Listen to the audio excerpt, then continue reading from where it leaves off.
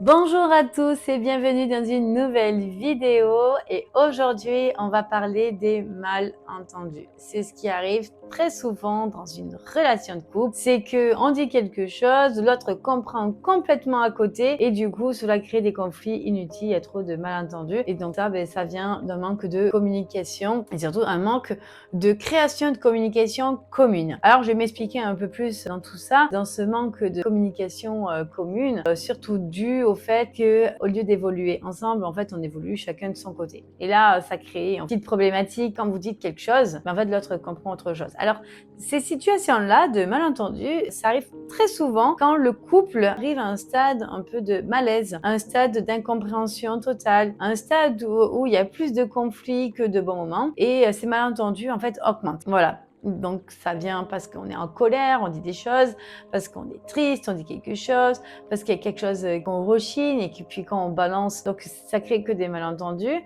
Et quand on veut essayer d'améliorer la situation, bien évidemment, ça capote, il y a encore des malentendus. Donc vous imaginez, c'est souvent dans l'environnement dans lequel on se trouve actuellement qui crée des malentendus. Alors, comment faire pour bien se faire comprendre?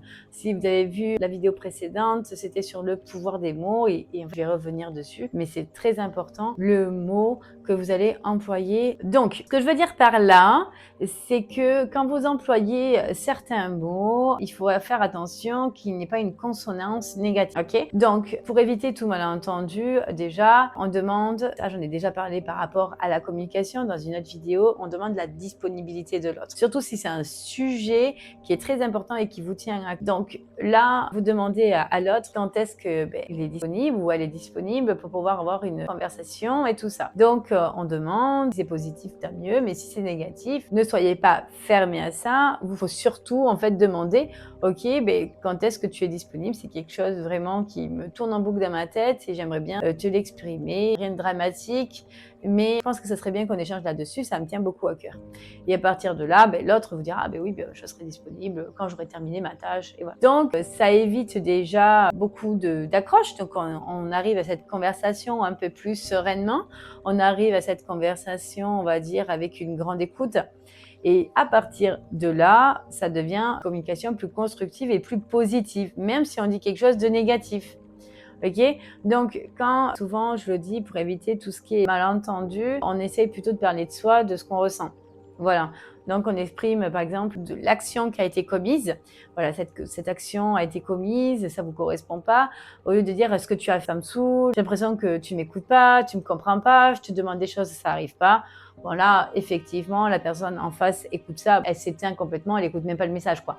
Et donc, ça crée des malentendus. Et au lieu d'avoir ce que vous recherchez, en fait, vous aurez tout l'effet inverse. Voilà, donc c'est ça le malentendu. Par exemple, dans la semaine, j'ai eu quelqu'un avec qui, cette personne vient de se séparer avec son conjoint, donc c'est lui qui est parti. Elle m'expliquait qu'elle a eu une période de dépression. Lui, à ce moment-là, elle m'a expliqué, je vais vous expliquer un peu plus la situation, sinon je vais partir dans tous les sens. Mais en fait, elle expliquait qu'elle a toujours mené la barque.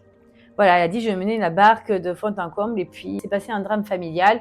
Puis là, grosse dépression. Cette dépression était déjà en consultation auprès d'une conseillère conjugale. Donc, la conseillère conjugale a dit, monsieur, le temps que madame traverse cette dépression, soyez présente pour elle, soutenez-la, elle guérira bien plus vite.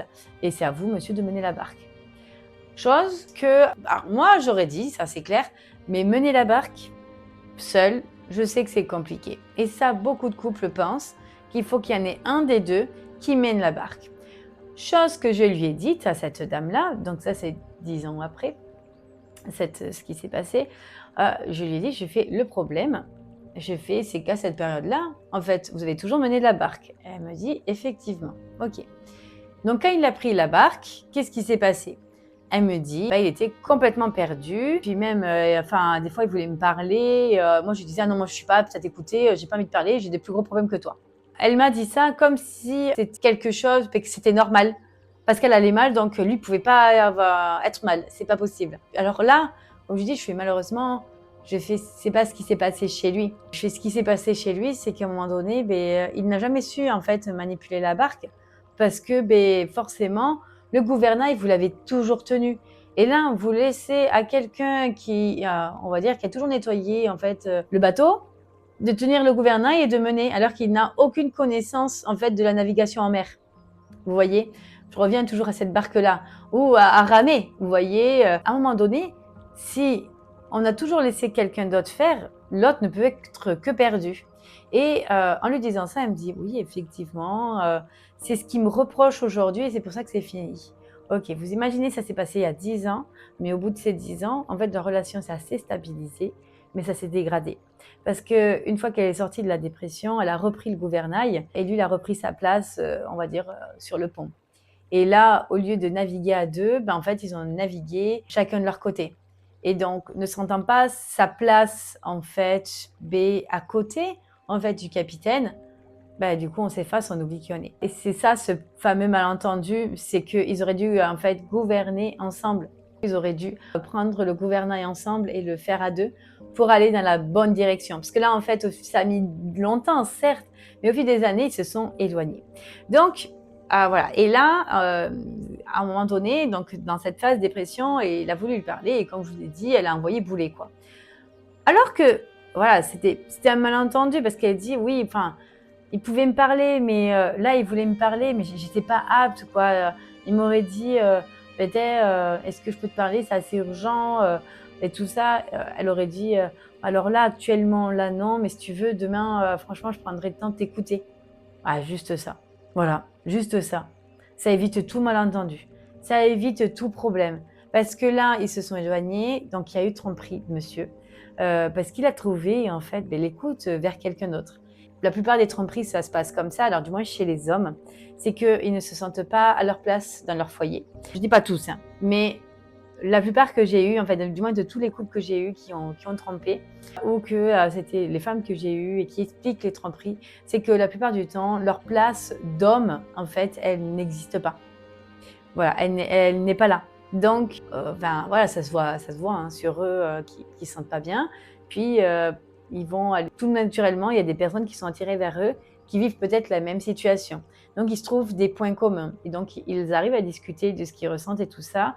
Et la personne qui, en fait, va à leur rencontre, ben, en fait, explique exactement la même situation. Et souvent, c'est avec le sexe opposé. Et donc, dans ces situations-là, ben, on se dit ah, mais en fait, elle comprend ou il comprend ce que je suis en train de traverser.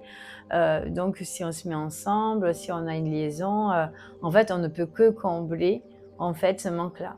Et c'est là que tout est l'erreur en fait. C'est vraiment encore un autre malentendu parce que, ok, cette personne-là a des attentes, mais vous aussi, vous avez peut-être les mêmes, mais vous ne pouvez pas les combler comme ça. En fait, le seul moment où vous pouvez combler ces attentes-là, c'est d'apprendre à vous aimer vous-même. Ça veut dire que l'autre n'a pas voulu vous écouter. Ok, ben vous faites votre vie de votre côté. Et puis si à un moment donné, la personne ne revient pas, vous savez en quoi vous tenir. Tromper ne résout aucun problème.